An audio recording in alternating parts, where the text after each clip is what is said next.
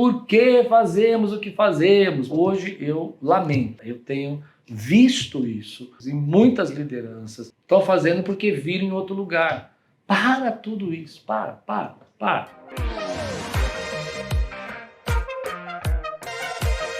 Olá, meu amigo, meu irmão, sou o pastor Klaus Piragini e esse é o podcast de liderança da Igreja Evangélica Quírios. Muito legal. Estou muito animado hoje porque trago para vocês boas notícias, trago para vocês que trabalham comigo em liderança há 5 anos, confirmações até inclusive científicas sobre algumas coisas que eu já falo aqui para vocês há muito tempo. Então, antes de eu começar o tema de hoje, que o tema de hoje vai ser o que é mais importante, a paixão ou o propósito? Guarda aí, essa vai ser a pergunta do tema de hoje. O que você acha que é mais importante? A paixão ou o propósito? Conta aí pra mim, você que tá assistindo agora. De repente você tá olhando pra mim e falando assim, eu acho que paixão, acho que propósito. Vamos ver, vamos lá. Aliás, que é legal fazer uma votação. Coloca aí no grupo aí, no YouTube, podcast, né, no iTunes, esqueci o nome de todos agora, Deezer, Spotify, coloca aí pra gente aí. Aí vai ser legal. E se você não segue esse canal é um canal voltado para liderança. Claro, eu sou sou pastor da Igreja Quírios e eu falo sobre liderança, tanto do ministério como liderança para entidades sem fins lucrativos, organizações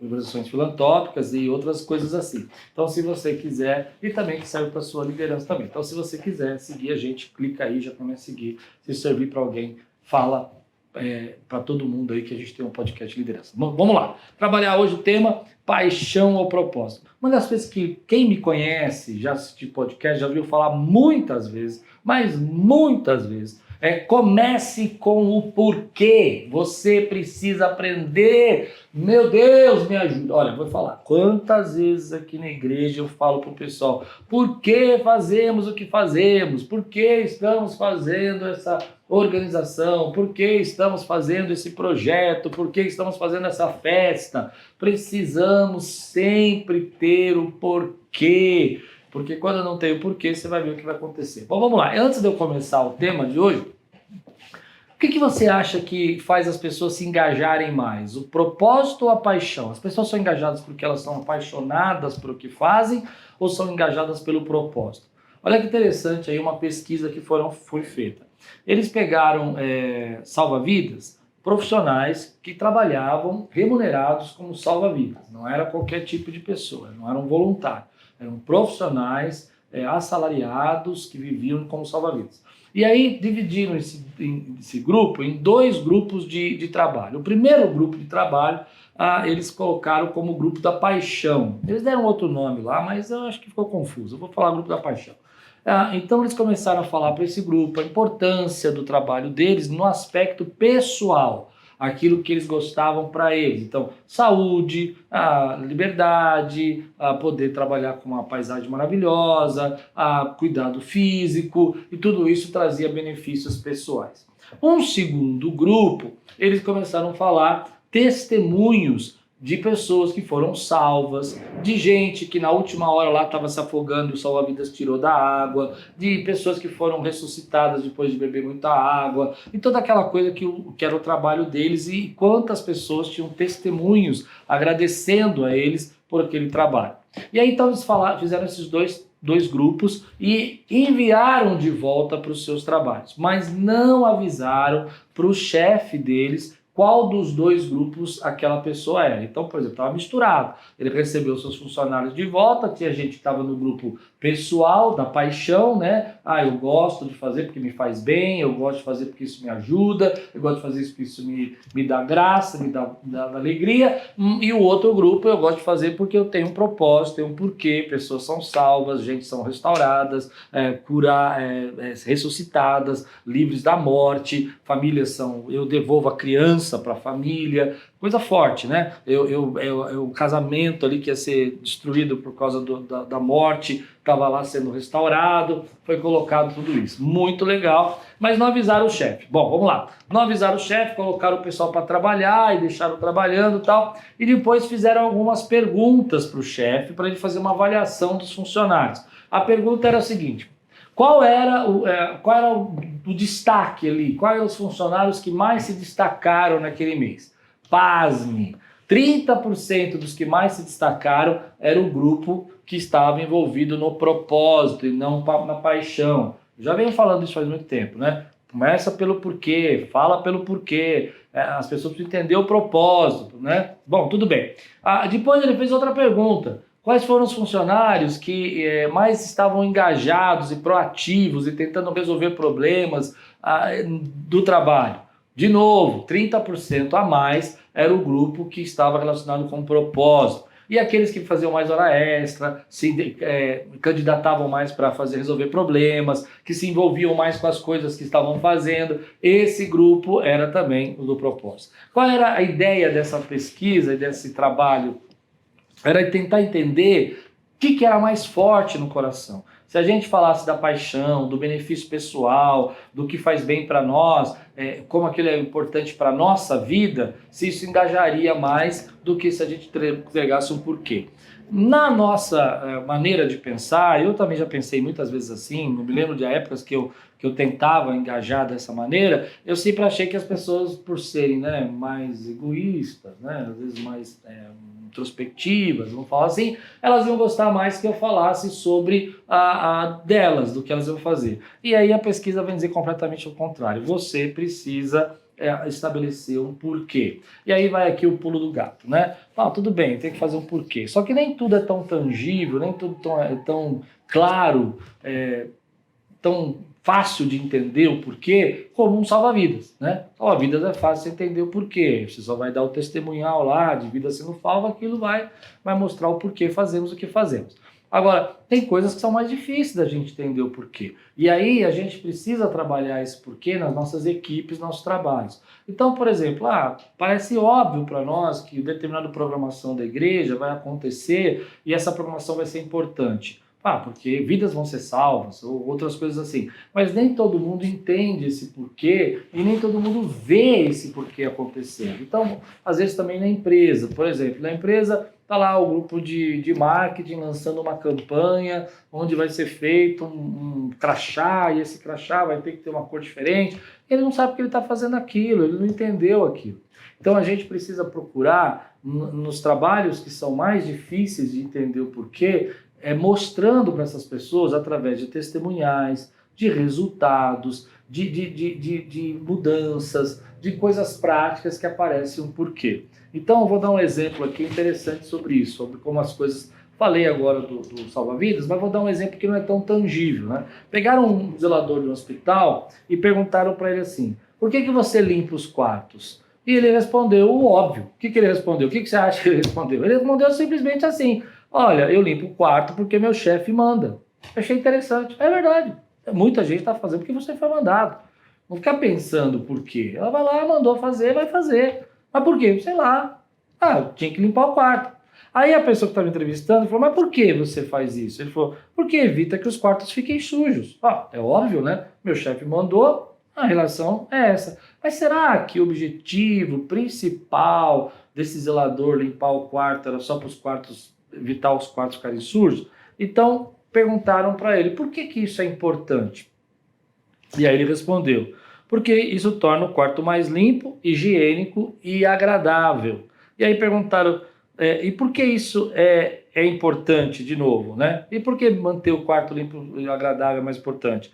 E aí ele respondeu, porque mantém os pacientes saudáveis e felizes. Olha que interessante. Percebe? Ele veio fazendo umas camadas, né? Por que eu falo? Porque meu chefe manda. Normal. A maioria das pessoas se perguntar, por que elas estão fazendo essa festa? Porque a igreja falou que tinha que fazer. Porque o pastor quis fazer. Porque o irmão quis fazer.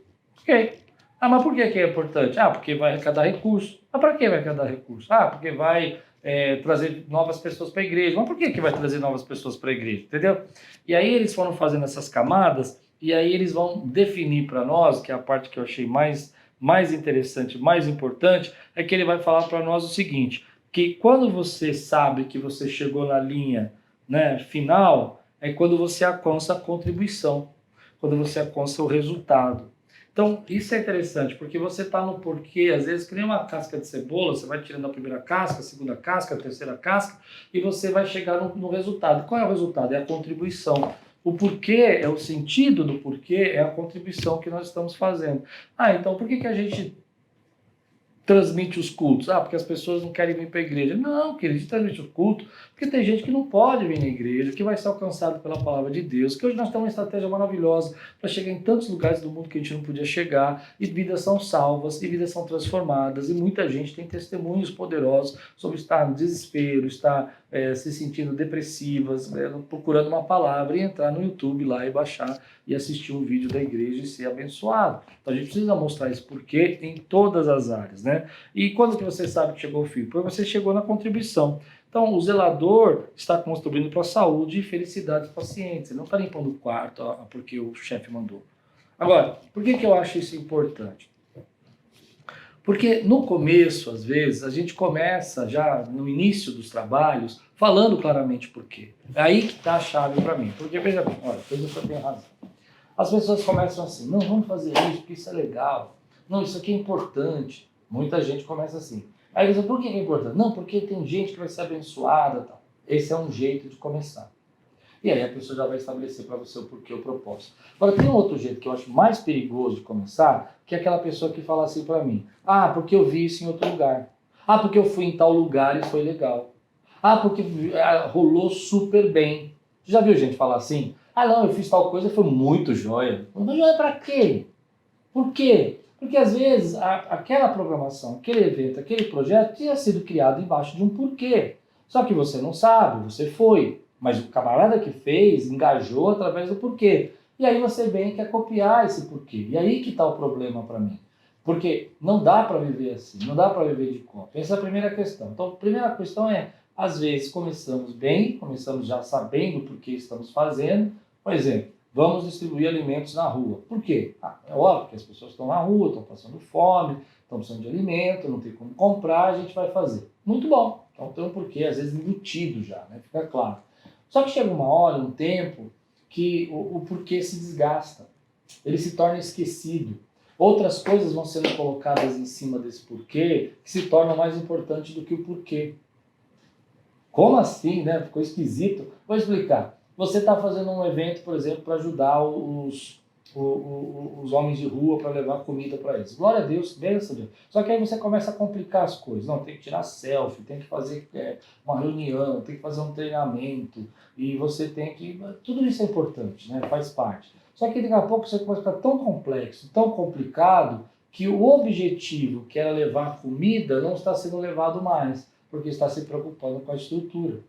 Em tempos é natural a gente desviar um pouco o nosso rumo do porquê e estabelecer uma série de outras coisas que não são tão importantes. Onde a gente vai perdendo, né, como diz lá em Apocalipse, na igreja de Éfeso, o primeiro amor.